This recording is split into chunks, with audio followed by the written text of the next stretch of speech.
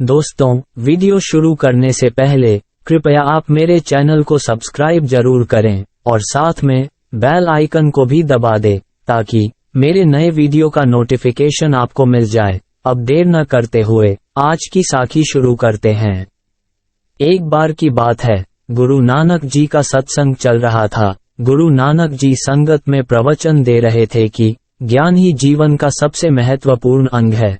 अगर हमें ज्ञान प्राप्त है तो हम उस चीज को अच्छे से प्रयोग में ला सकते हैं। वही उस सत्संग में एक राजा बैठा हुआ था। वह गुरु नानक जी की बातों से संतुष्ट नहीं था। उसका मानना ये था कि पैसा ही सब कुछ है।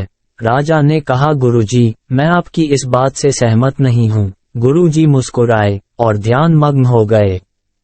कुछ समय के बाद वहां एक लोहार आया। उसने गुरु नानक जी को प्रणाम किया और सत्संग में बैठ गया। राजा उसे बड़े ध्यान से देख रहा था। उसने फटे पुराने कपड़े पहने हुए थे, बहुत गरीब दिखाई दे रहा था। थोड़ी देर के बाद जब लोहार जाने लगा तो उसकी दुर्दशा राजा से देखी नहीं गई।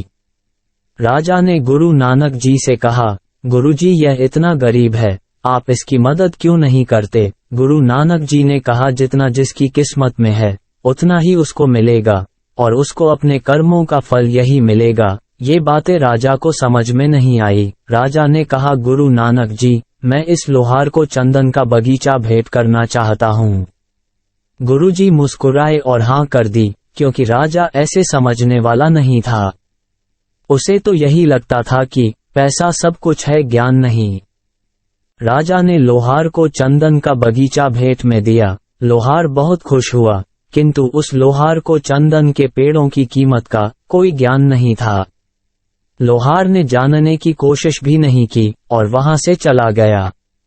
लेकिन वो ये जानता था कि लकड़ी की तुलना में कोयले थोड़े महंगे बिकते हैं, इसलिए उसने पेड़ों को काटा और उन्हें कोयले के रूप में बदल के बेच दिया।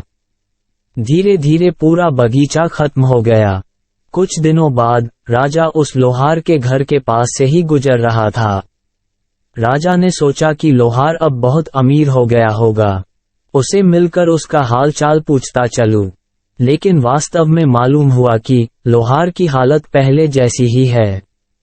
राजा को आश्चर्य हुआ।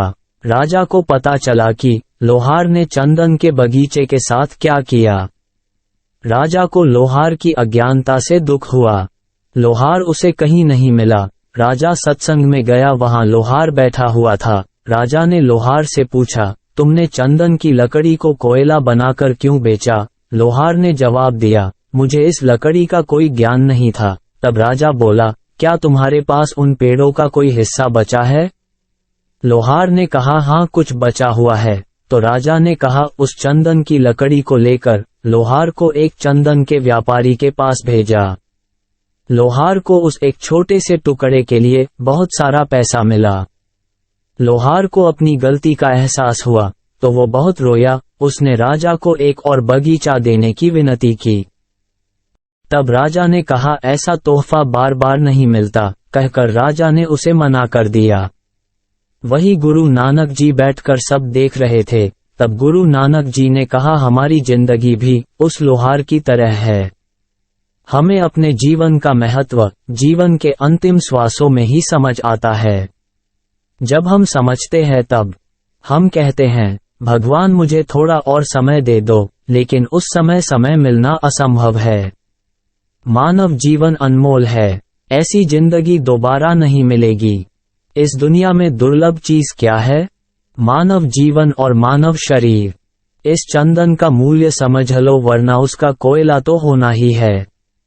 ये सब सुनने के बाद राजा और लोहार को अपनी गलती का एहसास होता है। राजा को सारी बात समझ में आ जाती है।